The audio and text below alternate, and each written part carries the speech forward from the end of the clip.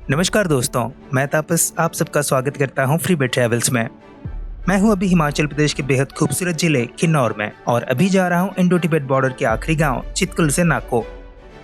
Spiti valley 2023 के इस series में हमने अपनी जर्नी की शुरुआत की चंडीगढ़ से, स्टे किया नारकंडा और चितकुल में और आज है ट्रिप का तीसरा दिन।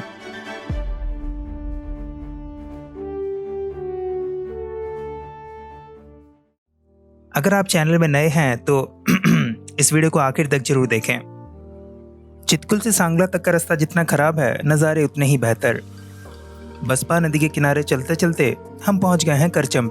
यहाँ पे बसपा नदी मिलती है सतलुज नदी के साथ और उसके बाद ही इसी करचम डैम को बनाया गया है।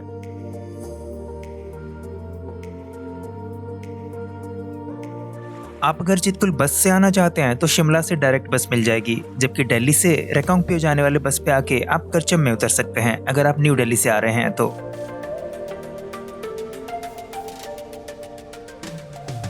हम अब हिंदुस्तान तिब्बत रोड पे वापस आ चुके हैं। टोटल डिस्टेंस कवर करने हैं आज 148 किलोमीटर और हम पू और खाब जैसे जगह होते हुए नाको पहुंचने वाले हैं।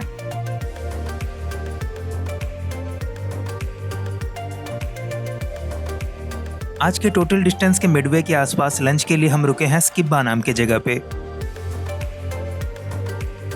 हिमाचल में आप कहीं भी रुक जाइए, आपको बहुत ही टेस्टी और सिंपल खाना मिल जाएगा।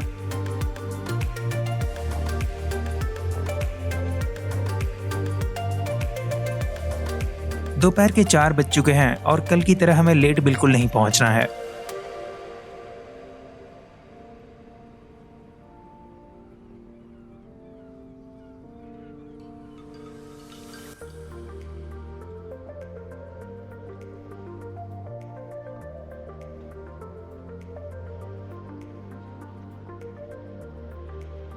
हम अभी भी किन्नौर जिले में हैं और पेड़ पौधे दिखने बिल्कुल बंद हो चुके हैं, क्योंकि भारत में जो कोल्ड डेजर्ट यानी शीत मरुस्थल या ठंडा रेगिस्तान है वो उत्तर में लद्दाख से लेके दक्षिण में किन्नौर के ऊपरी भाग तक फैला हुआ है।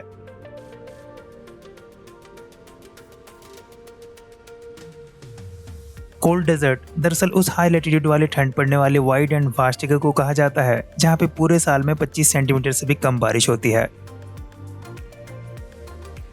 किन्नौर का क्लाइमेट कंडीशन टेम्परेट क्लाइमेट की कैटेगरी में आता है, इसके हाई लैटिट्यूड प्लस अल्टीट्यूड की वजह से, और यहाँ पे विंटर्स लॉन्ग और समर्स शॉर्ट होते हैं। जबकि अल्टीट्यूड को मेजर किया जाता है सी लेवल से किसी भी जगह की हाइट मापने के लिए, लैटिट्यूड को मेजर किया जाता है इक्वेटर से किसी भी जगह की दूरी मापने के लिए पोल्स की तरफ।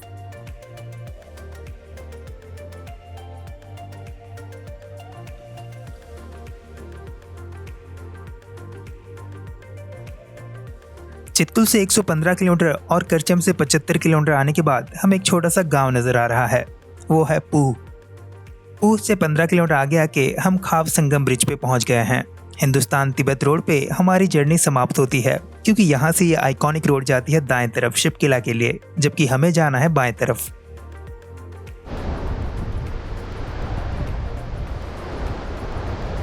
बस उतना ही नहीं, खाब संगम ब्रिज एक और चीज के लिए बहुत ही पॉपुलर टूरिस्ट अट्रैक्शन है। चलिए देखते हैं।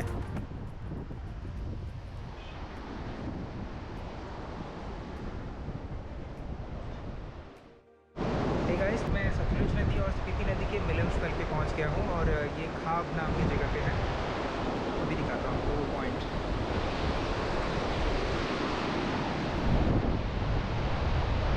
तो गाइस, ये है सतलुज रिवर और ये है स्पीति रिवर।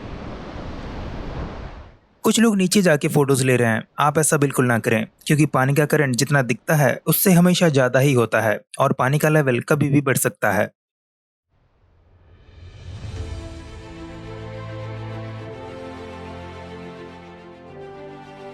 वांगटू के बाद से सीधे कौरिक तक इन रोड्स को मैनेज किया जाता है बीआरओ के द्वारा, तो एक सैल्यूट तो बनता है।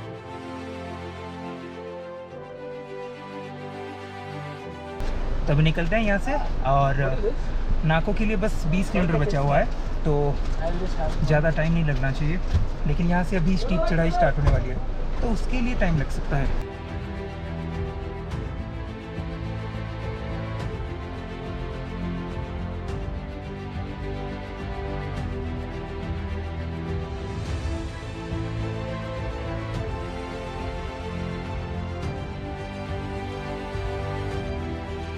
करचम से खाप संगम ब्रिज तक सतलुज नदी के किनारे आने के बाद अब हम बाकी की जर्नी करेंगे स्पीति नदी के किनारे किनारे।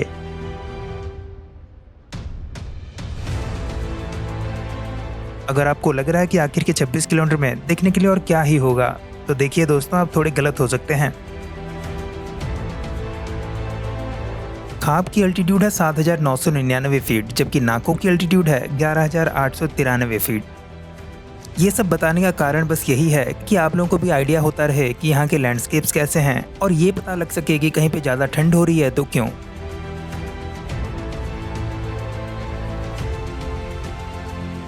हम अब नाको पहुंच चुके हैं और 7:30 ही बजे हैं, पर साइट सीइंग तो नहीं हो पाएगी आज। मैंने जितना सोचा था नाको उससे बड़ा है, इतना बड़ा कि ये इस वैली का सबसे बड़ा गांव है जिसका नाम है हंगरंग वैली।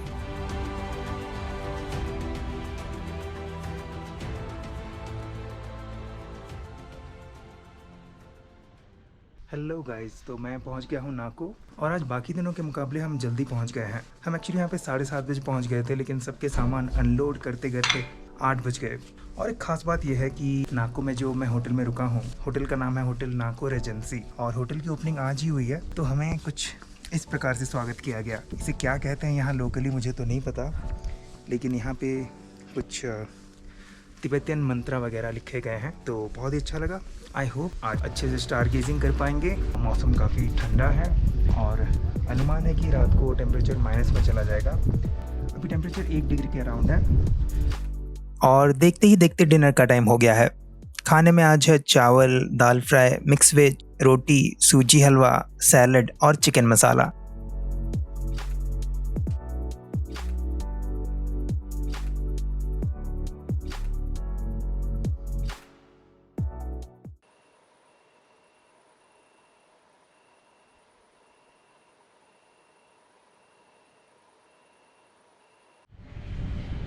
हे गाइस, गुड मॉर्निंग। मैं हूँ अभी नाको में और आज है तारीख 17 में और टाइम हो रहा है सुबह के 9:30। धूप बहुत ही तेज़ लग रही है इसीलिए मैं अच्छे से देख भी नहीं पा रहा हूँ। रात को टेम्परेचर काफ़ी कम हो गई थी, मतलब -2 डिग्री के अराउंड। अभी 4-5 डिग्री तो होगी टेम्परेचर। तो अभी हमें निकलना है। सारे लोग तैयार हो चुके हैं। मैं और मेरे फ्रेंड्स जा रहे हैं नाको लेक विज़िट करने। और चारों तरफ जो भी पहाड़ हैं उनमें बर्फ़ गिरे हुए हैं। हम जहाँ पे हैं ये भी उतनी ही ऊंचाई पे है, लेकिन यहाँ पे बर्फ़ नहीं गिरी हुई है। क्या ये इनजस्टिस नहीं है? कोई नहीं, पर ब्रेकफास्ट भी ज़रूरी होता है। कैमरामैन राम भाई के साथ मैं तापस अपना ब्रेकफास्ट एंजॉय करते हुए। कैसा है ब्रेकफास्ट? मस्त है, बढ़िया है।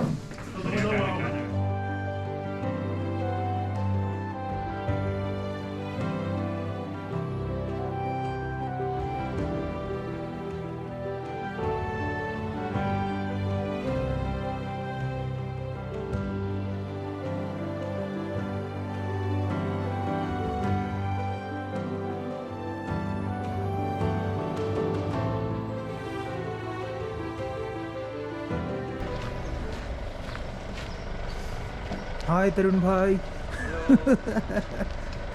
तो ये था अपना होटल और सामान वामान नीचे ले आए हैं। और ये है हमारे ट्रैवलर्स, 2 हैं। तो सामान वामान पैक करके हम लोग निकलते हैं नाको लेक के लिए। नाको लेक के लिए हमें इस तरफ जाना होगा। ये है नाको का मेन टाउन। तो अभी मैं, तरुण भाई और वेंकटेश जी जा रहे हैं नाको लेक देखने। तो नाको लेक मतलब वॉकेबल डिस्टेंस पे ही है। सिटीज़ की तरह हम अगर नाको को भी 2 हिस्सों में बांट देंगे तो हम हैं अभी ओल्ड नाको में। यहाँ पे घरों को पत्थर और लकड़ियों से बनाया गया है और दरवाज़ों को काफ़ी छोटा रखा गया है। इसके पीछे जरूर कुछ कारण रहा होगा।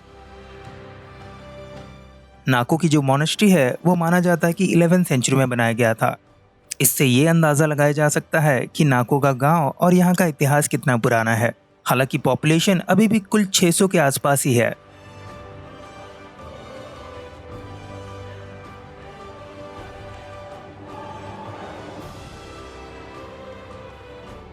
गाइज, ये है नाको लेक। इसे एक होली लेक माना जाता है। यहाँ पे बोटिंग भी की जाती है, लेकिन मुझे अभी बोट्स नजर नहीं आ रहे। विंटर्स में ये इस हद तक जम जाता है कि गांव वाले इसके ऊपर आइस स्केटिंग करते हैं। लेक छोटा सा है, पर यहाँ पे आप एक नॉवेल हाथ में लिए जरूर आना चाहेंगे।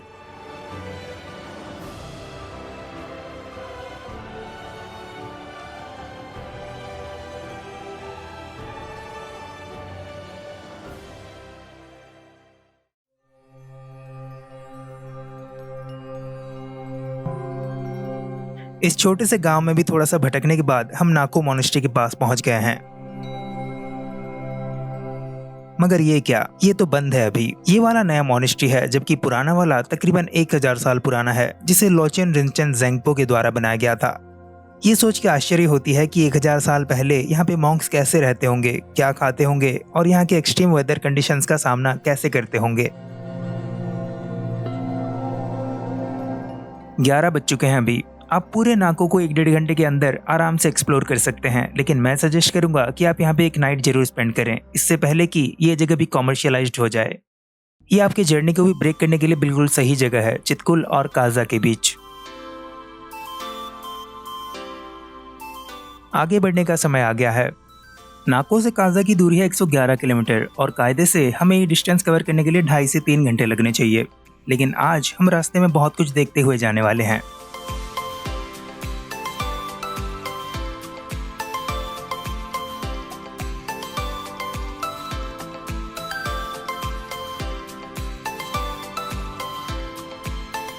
ये स्पीति वैली सीरीज का चौथा एपिसोड है, पर अभी तक हम लाहौल एंड स्पीति डिस्ट्रिक्ट में एंटर ही नहीं किए हैं और अभी तक किन्नौर में ही हैं।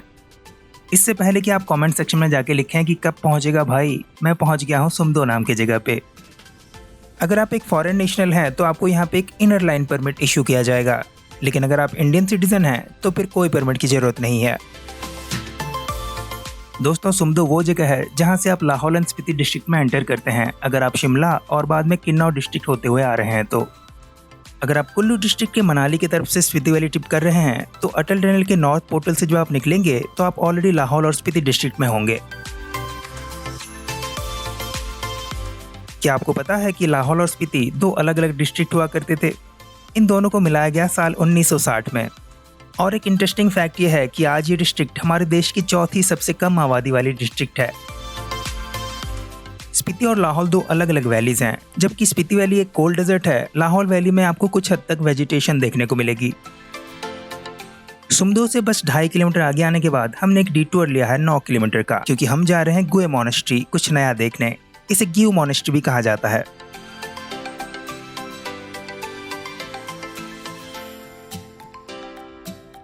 गुए एक छोटा सा गांव है जहां मुश्किल से 10-15 घर ही होंगे, लेकिन कुछ होम स्टेज भी हैं यहाँ पे। वहां से 1 किलोमीटर दूर है ये मोनेस्ट्री, जिसके लोकेशन के बारे में क्या कहूँ मैं।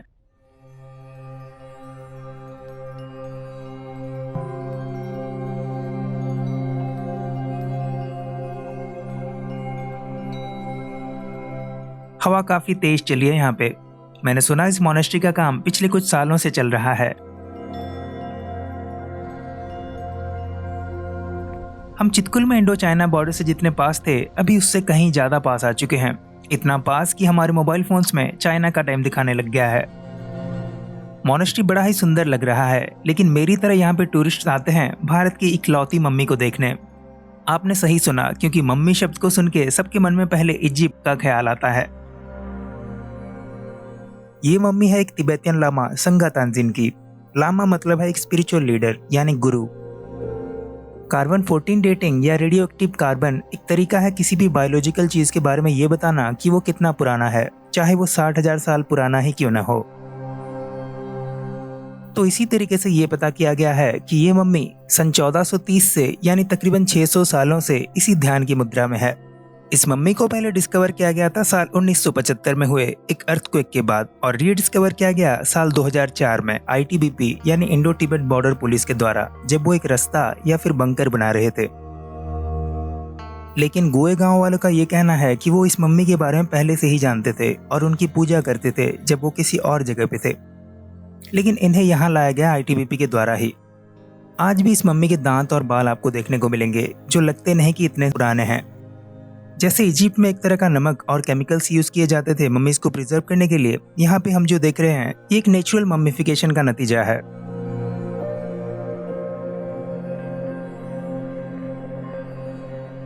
मोनेस्ट्री तो ज्यादातर बंद ही रहता है, पर ऊपर चढ़ के आप अच्छे अच्छे फोटोज जरूर क्लिक कर सकते हैं। पर ध्यान रखें कि ये एक सेंसिटिव एरिया है और आपको चाइना की तरफ यानी मोनेस्ट्री के दाएं तरफ के पहाड़ों के पिक्स क्लिक करने के लिए मना किया जा सकता है। इस जगह पे कोई ईटरीज नहीं है, लेकिन टॉयलेट जरूर है। दोस्तों, अब निकलते हैं यहाँ से। गुए से ताबो की दूरी है 33 किलोमीटर और काजा के लिए बचे हुए हैं 80 किलोमीटर। आगे के सफ़र के बारे में जानेंगे अगले एपिसोड में। तो दोस्तों, इस वीडियो को यहाँ तक देखने के लिए बहुत बहुत शुक्रिया। इस वीडियो से अगर कुछ भी नया जानने को मिला तो वीडियो को लाइक और चैनल को सब्सक्राइब कर लें। मिलते हैं बहुत ही जल्द ऐसे किसी अच्छे से एपिसोड में। तब तक के लिए bye bye, take care and keep travelling.